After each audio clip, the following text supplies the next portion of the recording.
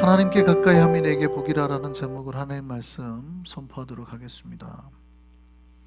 오늘 우리 한성교회 주신 큐티, 제가 올린 큐티 말씀 제목이 뭔지 기억하세요? 제목이 뭐예요? 큐티 오늘 묵상을 안 하셨나봐요. 제목이 뭐예요? 하나님과의 거리였습니다. 하나님과의 거리. 신앙에서 신자들이 가장 민감하게 생각하고 자주 살펴야 되는 게 뭐냐면, 내가 지금 하나님과 어느 정도의 거리 가운데 있냐는 거예요. 내가 하나님과 지금 가깝냐, 뭐냐. 신앙의 가장 완벽한 상태는 어디예요? 내가 하나님하고 지금 일치 가운데 있는 거예요.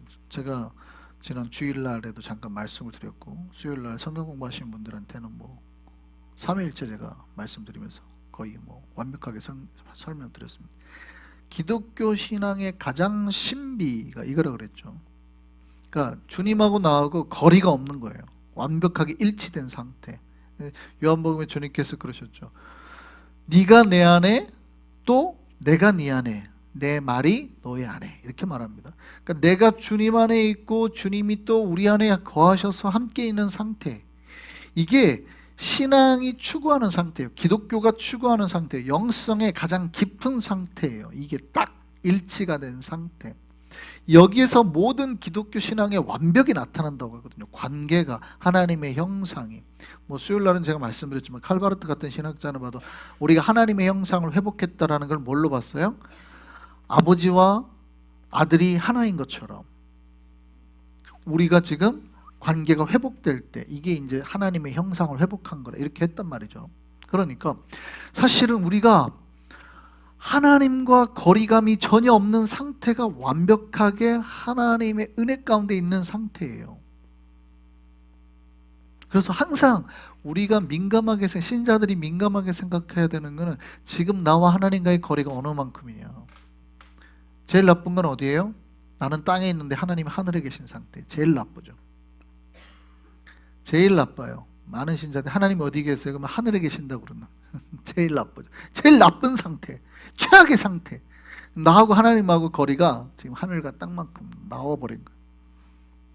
제일 나쁜 상태. 하나님이 지금 항상 누구와 함께 있어야 돼요? 나와 함께. 내가 딱 하나님과. 이게 제일 중요합니다.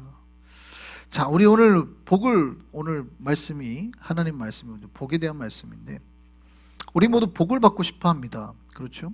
근데 복이 어디 있습니까? 많은 사람들이 복이 세상에 있는 것처럼 움직이고 활동을 해요. 마치 직장에 있는 것처럼. 틀린 건 아닌데, 내가 직장 생활하는 게 틀린 건 아닌데, 내가 다른 사람을 만나는 게 틀린 건 아닌데, 문제는 겉모습을 말씀드리는 게 아니라 우리의 내면을 말씀드리는 거예요. 마치 우리가 여기에 복이 있는 것처럼 한단 말이죠. 하나님을 만나거나 하나님 앞에 나오는 거는 별로 중요하게 생각하지 않고, 내가 직장 가고 내가 먹고 살기 위해서 하는 거는 굉장히 중요하게 여긴단 말이죠. 왜요? 내가 거기서 복이 나오는 것 같으니까. 정말 그런가? 복이 어디에 있어요? 브라질 유명한 작가 중에 한 명이 파울로 코엘료라는 분이 쓴 책 중에 연금술사라는 책이 있어요. 제가 언젠가 교회에 소개해드린 적도 있는데, 이 책이 1988년에 포르투갈어로 출간되었습니다. 브라질이니까. 그리고 전 세계 이제 68개 언어로 번역이 됐어요.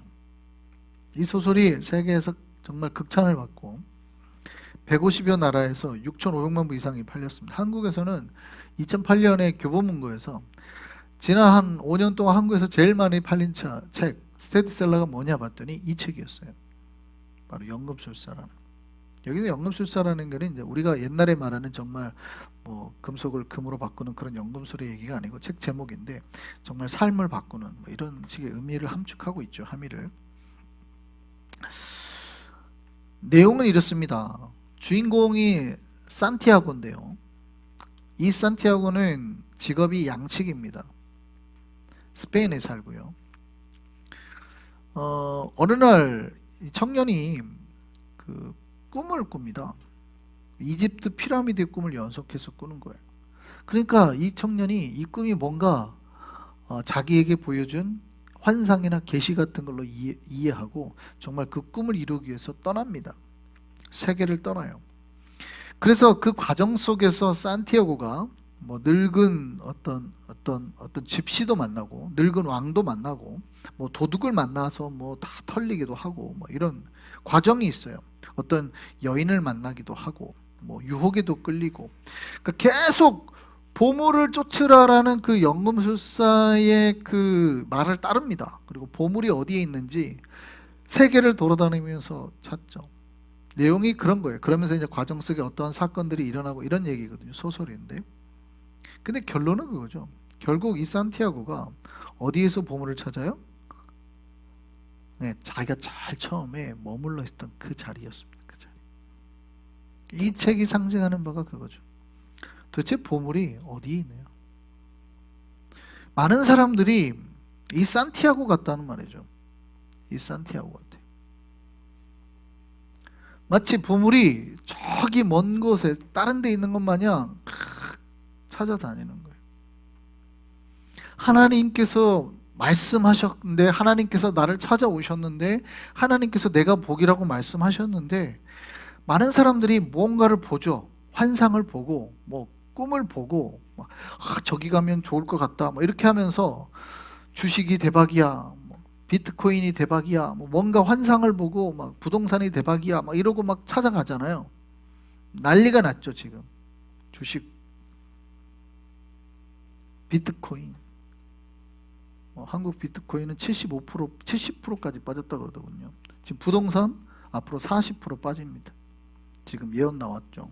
최고점 한국은 찢었기 때문에. 그러니까 10억짜리 아파트를 산 사람이, 그러니까 내가 돈이 없어서 6억밖에 없어요. 대출을 4억을 받아가지고 내가 빚을 다 갚아야 돼가지고 10억을 채웠어요. 근데 집이 어떻게 떨어져요? 40% 빠지면 6억으로 떨어져요. 그럼 어떻게 해요? 4억짜리 빚이 생긴 거죠. 다 대출을 받아. 아무것도 못. 금리는 지금 어마어마하게 올라가. 2배로 튀죠 지금 금리가 이제. 5억을 빌렸으면 한 달에 100만 원 갚아야 되는데 이제 200만 원 갚아야 되는 거죠.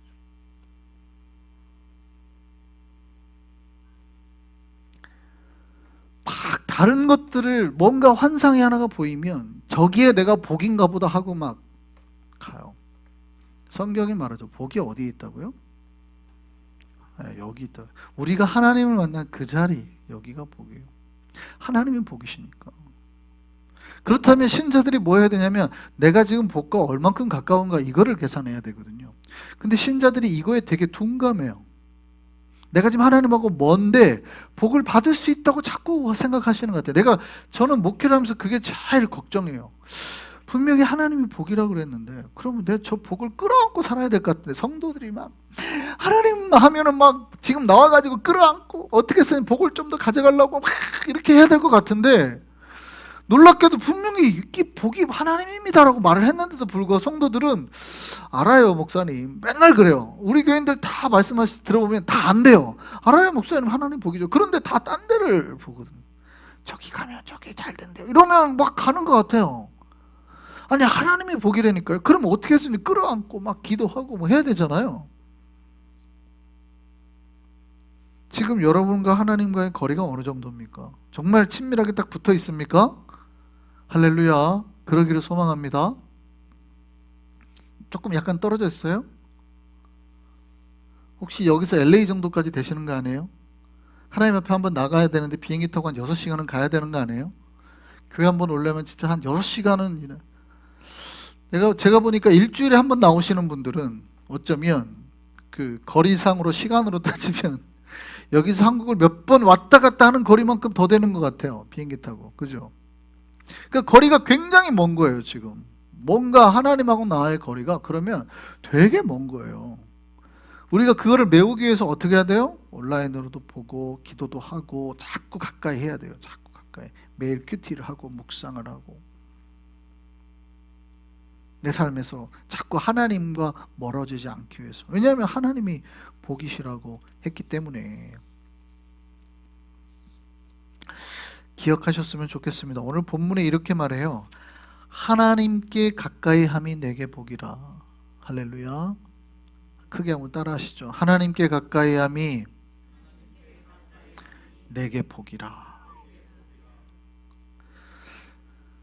이 말씀은 우리가 너무나 잘 아는 말씀, 제가 여러분에게 말씀드린 말씀이기도 합니다. 근데 이 시편 73편의 우리가 내용을 전체를 살펴보면 좀 더 와닿아요.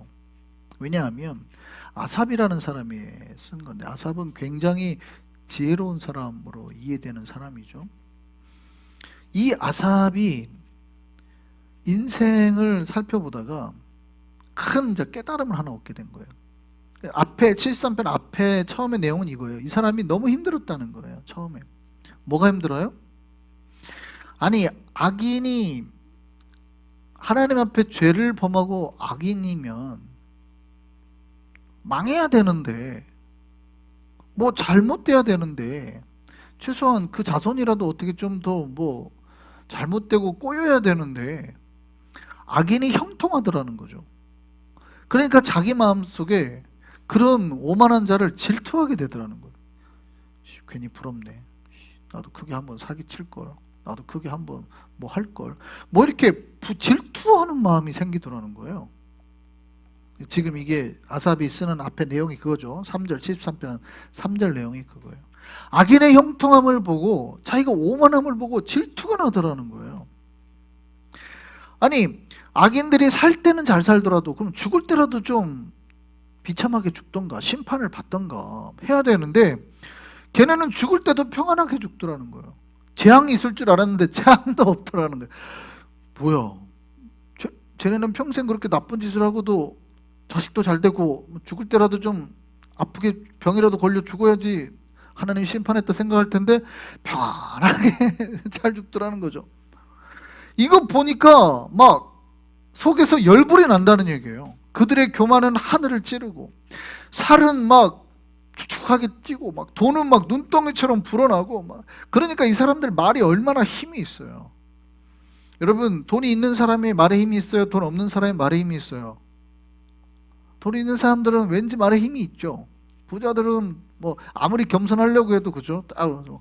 이거 얼마예요? 네. 얼마예요? 이렇게 약간 턱으로 이거 얼마예요? 이렇게 말하잖아요. 근데 돈이 없는 사람들이 이거 얼마예요? 그래 잘 못 그러죠. 이거 얼마예요? 이렇게 겸손해지죠. 물건 앞에 겸손해지. 이거 얼마예요? 아, 좋겠다. 내가 돈 좀만 있으면 살 수 있는데 하고 물건 앞에 굉장히 겸손해집니다. 돈이 없으면 물건 앞에 그래요. 근데 돈 있는 사람들은 이거 얼마예요?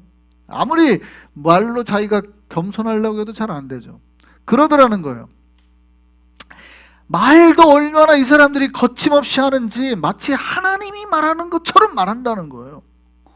야, 뭐 그러니까 권위가 장난이 아니라는 거죠. 쟤네는 뭐를 해도 다 잘 되네. 돈도 뭐 자손도 다 잘 돼서 뭐 말하는 거 보면 자기가 하나님인 줄 알아. 막 이렇게. 아삽이 보기에는 너무 말이 안 된다네. 하나님 앞에, 아니 악인이 저렇게 잘 되면 나같이 하나님 앞에 기도하고 신실한 사람이 질투가 날 정도면 이거 하나님 문제 있는 거 아닙니까? 그게 이제 시편 73편의 전반부 내용이에요. 전반부 내용. 그런데 신자는 정반대로 종일 재앙을 당하는 것 같고 힘든 것 같고, 아침에 잠에서 깨니까 이 아침에 잠에서 깨는 게 그냥 벌 받는 인생 같아요. 아삽의 말이에요. 아침에서 잠에서 깬 게 그냥 벌 받는 인생. 이게 징벌 같은 거예요. 아침에 잠에서 깨. 이게 그냥 사는 게 지옥이구나. 뭐 이런 거죠, 지금. 악인은 떵떵거리고 잘 사는 것 같고 신사들은 오히려 눈 뜨는 게 징벌 같은 거예요. 그러니 마음이 어떻게 해요? 불편하죠. 고통스럽죠. 죽을 것 같은 거예요. 이게 너무 억울하다는 거죠. 너무 억울해. 야, 이게 하나님, 이 세상이 이게 올바른 세상 맞습니까? 하나님 진짜 살아계신 건 맞습니까? 뭐가 안 맞다는 거예요. 화가 나는 거예요. 그런데 아삽이 깨달음을 얻죠. 어디에서 깨달음을 얻었대요? 이렇게 말합니다. 내가 성소에 들어갈 때, 하나님의 전에 들어갈 때 깨달음을 얻었다. 그들에겐 다 있는 것 같은데 뭐가 없어요? 하나님이 없어요. 나는 다 없는 것 같은데 누가 했어요? 하나님. 이걸 깨닫는 거. 아하, 진짜 복은 누구신데? 하나님이신데. 진짜 복은 하나님이신데. 그러면 저들이 아무리 많이 가지고 있는 것 같아도 결국 진짜 복은 못 잡았다는 얘기고, 나는 다 아무것도 없지만 내가 성소에 딱 들어오고 보니까 성소 안에 그 사람이 보여요, 안 보여요? 안 보이네. 아, 쟤는 드디어 심판을 받는 거. 성소 안에 들어오니까 깨닫는 거죠. 아, 내가 진짜 복을 지금 잡았구나. 내가 진짜 복 앞에 서 있구나. 나는 진짜로 복을 받는 인생이구나 깨달았다는 거예요.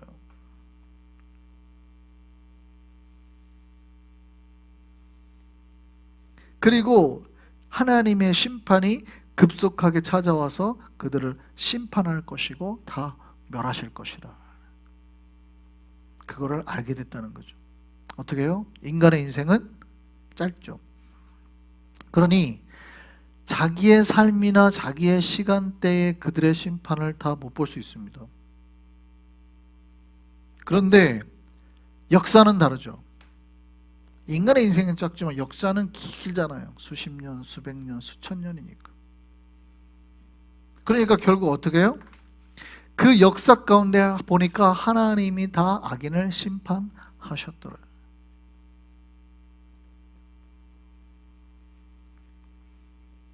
깨달았다는 거예요.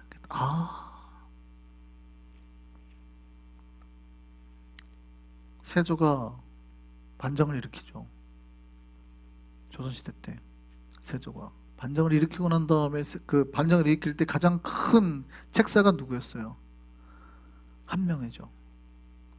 근데 한명회가 자기가 그렇게 나중에 될 줄 몰랐죠. 그 살 때는 떵떵거리고 살았잖아요. 압구정, 그 압구정이 원래 정자잖아요. 물가 바라보고 오늘날 그 넓은 땅 서울의 그 압구정이 옛날에는 물가였어요. 그래서 정자를 거기서 지은 거잖아요. 압구정 한명회가. 근데 나중에 어떻게 돼요? 죽고 난 다음에 부관 참시했죠. 무덤을 다 걷어내고. 이런 역정놈하고 물론 뼈를 자른 거지만 히스토리는 심판을 한단 말이에요. 그 사람 살아있는 동안에 심판을 못해도. 오늘 아침에 좀 우리가 큐티에 등장하고 있는 아비멜렉이 그랬죠. 아비멜렉이 형제 70명을 죽이고 세겜에서 왕이 되었을 때 많은 사람들이 그걸 보고 고통스러워했을 수 있습니다. 말이 안 되죠. 그러니까 기드온의 아들들 중에 가족들이 있을 거 아니에요. 그 가족들은 화병이 나지 않겠습니까? 그 와이프나 다른 가족들은 화병이 나지 않겠습니까? 자기 남편을, 자기의 아버지를 그렇게 싸그리 그냥 형제 70명을 한꺼번에 죽인 놈이 왕이 되고 떵떵거리고 잘 사는 거 보면 화병 나지 않겠습니까? 그러고 죽어요. 뭐 화병 때문에 1년 만에 죽었다 그래 보세요. 그 사람의 입장에서는 하나님이 말도 안 되는 분이라 생각하겠죠. 하나님은 진짜 정의롭지 못하다 하고 죽을 거 아니에요? 하나님이 살아계시면 저런 악인을 가만두면 안 되지라고 말할 거란 말이에요. 근데 하나님이 그런 악인을 내두고 왕이 되게 하셨어요. 그러니까 하나님은 나쁜 하나님이야 이러고 죽은단 말이에요. 근데 우리는 알죠. 역사를 알죠. 아비멜렉이 왕 몇 년만 하고 끝나요? 우리 아침마다 요즘에 큐티 했죠. 큐티도 하고 설교도 듣고. 몇 년 하고 끝났어요? 3년 하고 끝났어요. 왕이 된 지 3년 만에 반란이 일어났고 그거 정리하다가 막 사람 죽이다가 결국 자기도 죽었어요. 그러니까 자기 형제 다 죽이고 자기 왕 되고 죽은 요 기간이 3년밖에 안 돼요. 그 사이에 있는 사람들에게는 막 억울하고 말도 안 되고 하는 이러지만 결국 하나님은 역사를 보면 심판하신단 말이에요.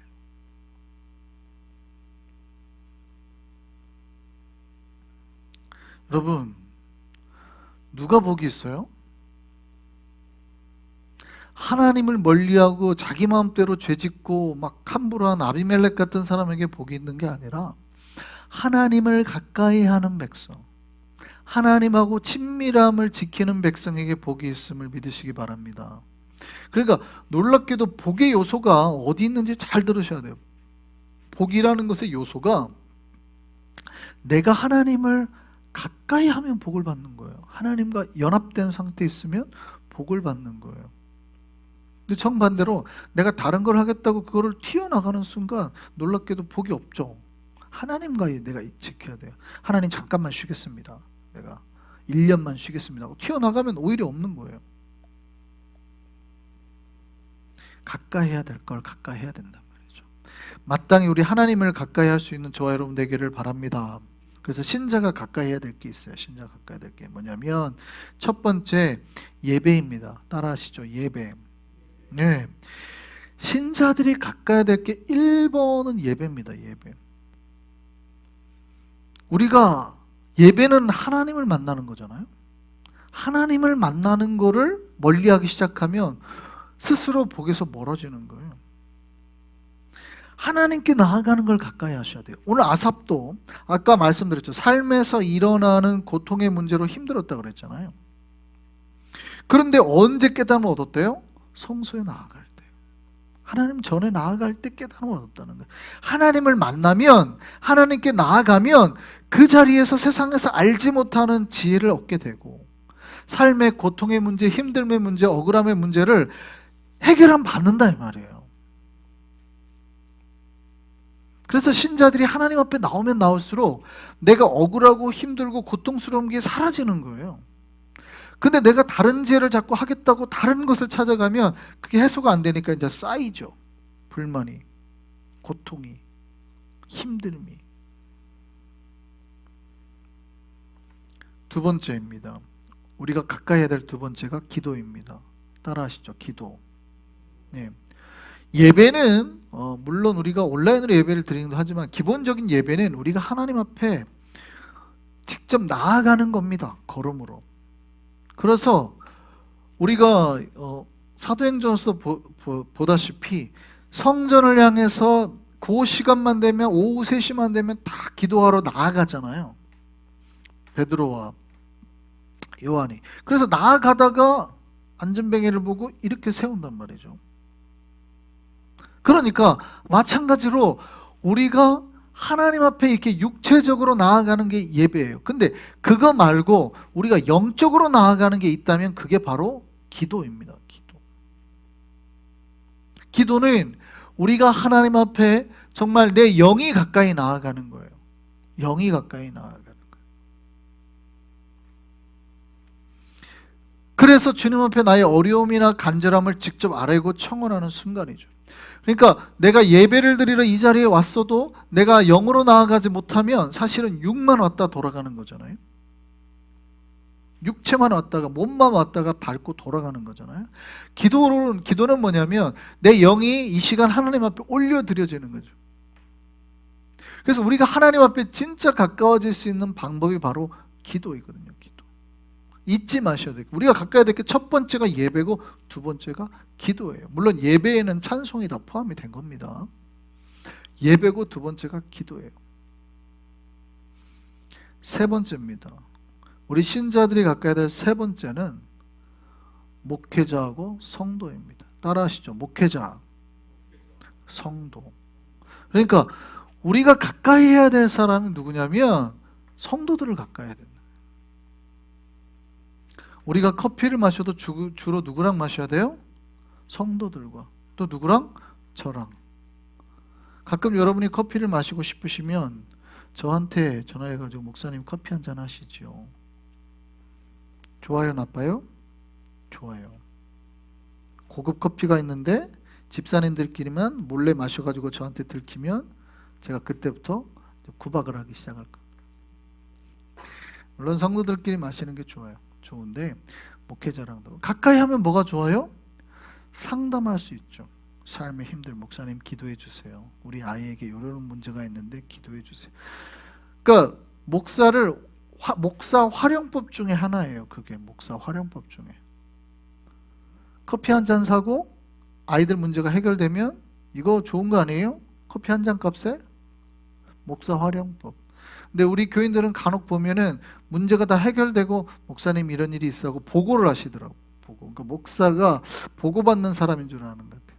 목사는 보고하는 게 문제가 터졌을 때 목사가 필요한 거예요. 해결되고 난 다음에 무슨 목사가 필요해요. 목사님 지금 이런 문제가 있습니다. 기도해 주세요. 항상.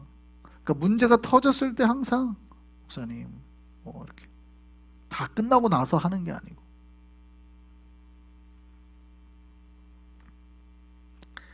우리가 가야 될 그 세 개 말씀드렸습니다. 첫 번째 뭐라고요? 예배, 기도, 그다음 목회자와 성도. 우리가 무엇을 가까이 해야 돼 복이 오는지 믿으시기를 바랍니다. 하나님을 가까이 할 때 우리에게 복이 옵니다. 믿으시기를 바랍니다. 예, 특별히 하나님을 여러분이 힘들고 지칠 때 피난처로 삼으시기를 바랍니다. 그러니까 피할 곳이란 뜻이에요. 피난처는 내 몸을 숨길 곳 혹은 쉬게 할 곳이죠. 내가 지칠 때, 힘들 때, 내가 그 누구도 의지할 수 없을 때 찾아가서 몸을 숨기고 쉴 수 있는 것이. 하나님이 당신이 우리의 피난처라고 오늘 본문에 말씀하신단 말이죠. 우리가 이 세상에 우리 하늘이 우리 주님밖에 내가 의지할 분이 없음을 믿으시기를 바랍니다. 오늘 본문에 놀랍게도 뭐라고 그러냐면 우리가 누구를 의지할 거냐 그래요. 인간을 의지할 거냐, 육체를 의지할 거냐, 쇠약한 인생을 의지할 거냐, 아니라는 거예요. 오직 하나님만 의지하라는 거예요. 찬양도 했잖아요. 주님만의 나의 힘이라는 거예요. 주님만의 나의 힘. 그 밑에 놀랍게 이렇게 말합니다. 육체의 마음은 쇠약하다는 거죠. 그런데 하나님은 내 마음의 반석이시고 영원한 분기시다고. 그런데 사람들 중에 혹시 하나님을 멀리하는 자가 있다면 어떻게 된다고요? 무릇 주를 멀리하는 자는 어떻게 된다고요? 망하리니. 기억하시기 바랍니다.